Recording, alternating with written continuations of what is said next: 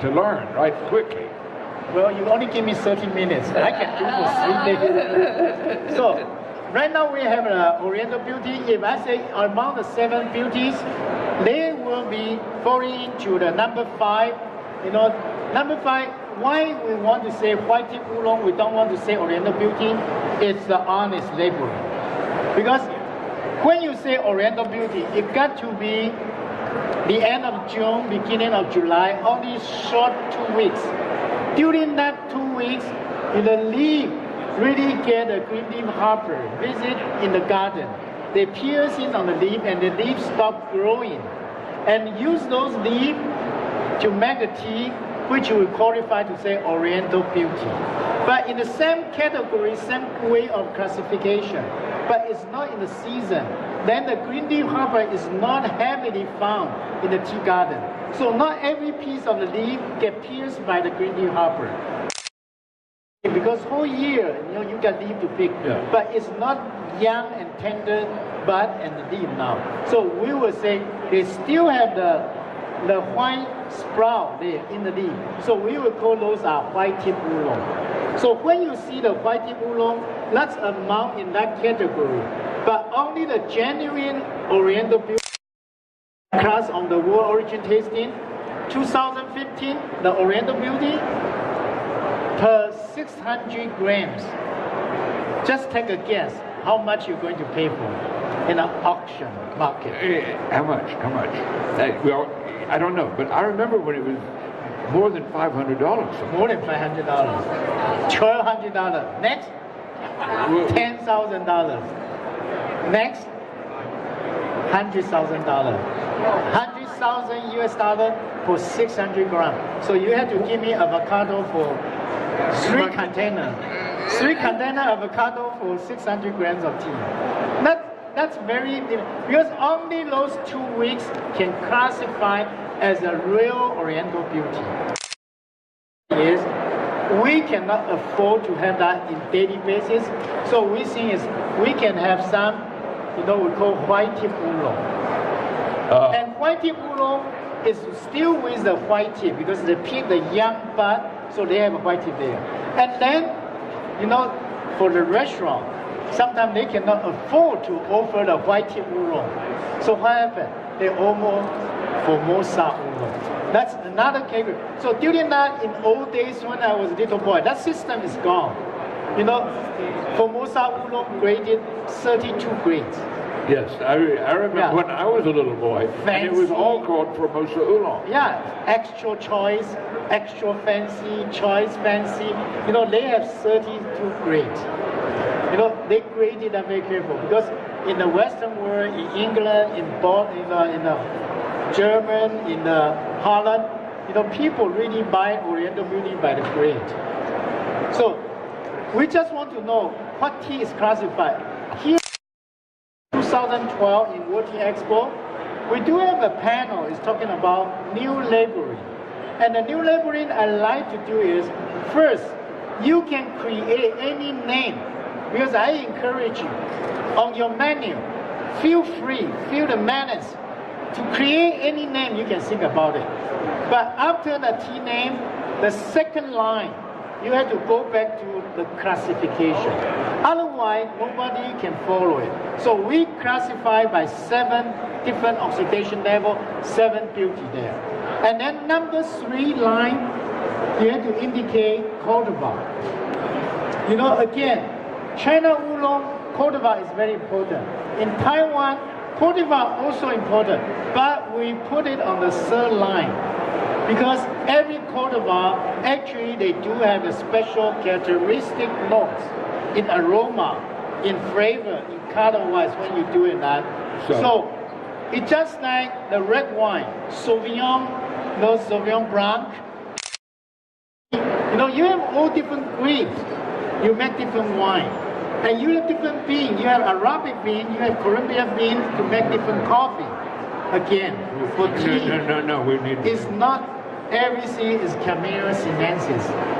They do have different cultivar. Like this morning, I'm using Qinxin Dapang to do the Formosa Bonita. And then I'm using Taiwan's indigenous cultivar, and I'm using that to do the Taitung Oolong. And I also use the different cultivar to do in different tea. So the line 3, after the classification, always list the cultivar. That's very important because different cultivar, different leaf, they really give you different characteristic notes for the tea. And number 4 line behind the cultivar, I would say district. District. Yeah, district. Because we don't want just roughly to use terroir. Terroir is something really too broad. We like to say, at least we know what cultivar. Then we know which district. For district, nowadays you can Google it. You just put down the town's name. The Google tell you what kind of weather zone. They can read. Nowadays with everything, you don't need to go to library. Just Google it with your smartphone. If you put down the tea district, you know what kind of weather. And then you put down the tea gardens GPS, you even can see the tea garden there already. So district is very important to put in there. The number 5 line in the new labeling, what will be that? Is the crop. Is the crop. Spring or fall or winter, yeah. And I have friends coming to my place, they say, Thomas, is this a 2012 tea still good or not? I say, well, do you know FDA never put expiration date on your tea and coffee? Instant coffee, instant tea, yes. Bottling drink, yes, they have expiration. Those are not natural product. Those are processed product. So they need to have the exact date for expiration. But our tea is a natural produce. The natural produce, if it's bad, right out of the factory, it's already bad. And now you put down 3 years, then expiration. That means, you try to indulge something already bad. So actually, people ask me, the 2012, the J Oolong, or 2012, the Amber Oolong is good or not? Actually, what happened? Again, Google it. 2012, you can see in Taiwan what kind of weather we have there. Because you go to the weather station, you put down the city, you put down the time, they track for you. So nowadays, we have to grow up. A lot of people say, my tea company is very old and I have history. I say that doesn't count anymore. The young tea consumer, everything go by their smartphone.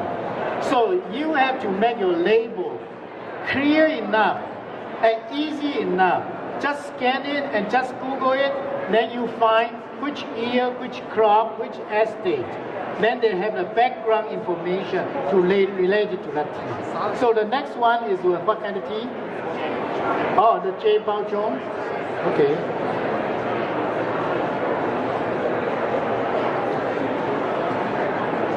Oh, sorry. The J Baozhong, going to the first one, the Baozhong tea, especially is from Wenshan. The Wenshan Baozhong very lightly oxidized, 10% around. But this tea also called Qing Cha.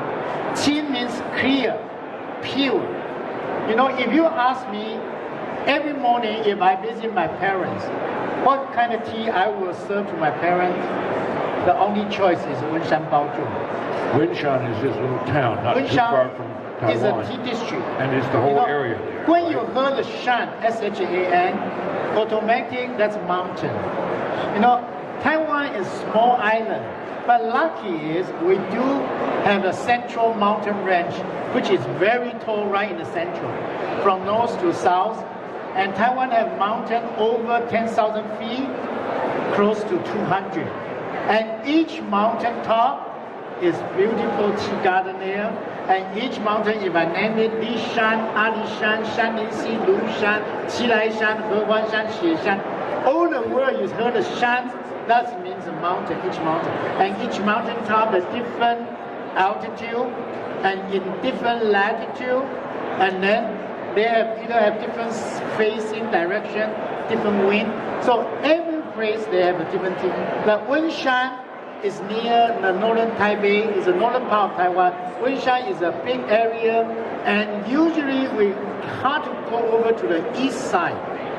So we always focus on the west side and the south side. The west side is the Wenshan, Pinlin area, Xindian area. That's the town. Yeah, that's a good town. Very Yeah. beautiful town. And that's the tea. You go there to buy the good Baozhong tea. And nowadays we see some in the south. Then we go there near the Sanxia Daxi. You go there to find Taiwan Bilochun and Taiwan Dragon Well. Taiwan do have Dragon Well. It's not like West Lake. We're using the Japanese, the Senja machine to fret the leaf. You know, it looks like Dragon Well. And Taiwan do have Bilochun, but the past few years, I try to suggest them, don't need to use the Chinese green tea's name because that is misleading. So we call it Taiwan Seal Green. And Taiwan, say again? Seal Green. Because because Taiwan actually using that technique is doing the Baozhong style tea. Yes. So we say Taiwan Seal Green. That tea is very popular now in that because green tea is on the hot trend. So people looking for different green tea. So when they see me, they say, Thomas, you only sell oolong. I say, well, I sell quite a bit of green tea too. Because the young people, they come to me, they only ask for green tea. So we need to get some green tea for them. So we do sell quite a bit of Taiwan green tea. And again, tea, right? The second, we put into the cultivar now. And then we put in the district now. And then we put in the season. So each time we're labeling clear. So easy for them to scan to find out more information on each tea. We don't need to put so many information. Just see any wine. A bottle of wine, just a simple label. That gives you all the information you want. And tea industry should really try to modify that and try to make our label for tea easy to access to get all the information you want. So this is Baozhong tea, right? The next one is Master Choice, the Tie Guan Yin, right? Say Wenshan Baozhong. Wenshan